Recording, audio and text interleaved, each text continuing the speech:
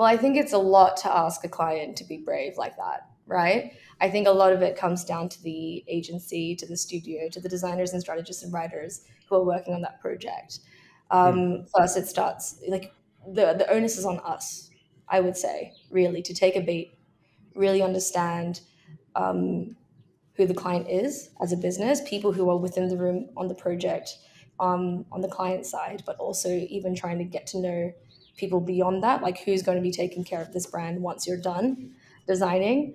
What are their day-to-days like? What are their strengths? What are their weaknesses? Sometimes a little bit of Instagram, a LinkedIn, a TikTok stalk is great in understanding kind of like the wider makeup of the client. And it's something that I'm definitely not against. But also like just really understanding the clients from like a interpersonal level. And like, you know, there are some quiet people, figure out how they like to speak. If they're more DMers, if they're more Slackers, get on Slack with them and like talk to them. If there are some people who are a little bit more IRL or like Zoom-esque face-to-face people, get to know them. And like once you kind of like get to know the cadence of their personality, what really like sparks them, what they find interesting, what they're scared of, then that's when you can start building a story, right? And story is so important, right? Because we're not rational beings that remember facts and figures, although there are plenty of minds that do that. But if you really want to convince someone, you really need to tell them a compelling story. You need to put them at ease first. And so that starts off with the understanding them. Tell them the thing that's going to like drop their shoulders, and they're going to feel like, okay, great. These guys get it. So you're opening up their hearts, right? And then bit by bit, introduce to them the big idea. That's probably a normal idea hidden in plain sight. If you can get them to have that moment where they're like, oh my God, why did we never think of this?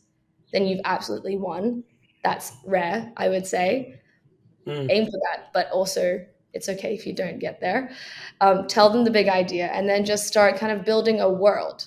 Like, you know, show them things that express the idea tonally through voice. Get them to have like a moment of like an aha moment. Show it in digital, show it on their product, show it on some of their day-to-day apps, make it feel real.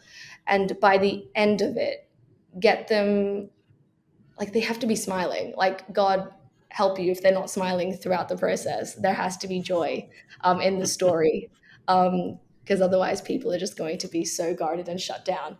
So I think it takes a lot on them already to even say yes to a rebrand.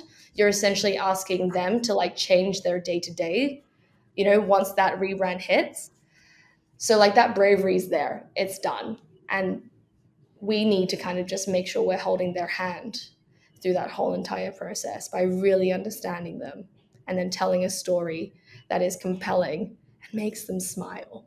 And I guess what I took out of that whole thing is it's actually just about making the weird idea not weird. It's just showing them the lines that sort of connect it all together. Because if they can see it, then it means that their customers, you know, will also see it. They will also like see it and experience it. And then what's interesting is they'll also realize that it wasn't as weird, and now they'll feel different to the other people.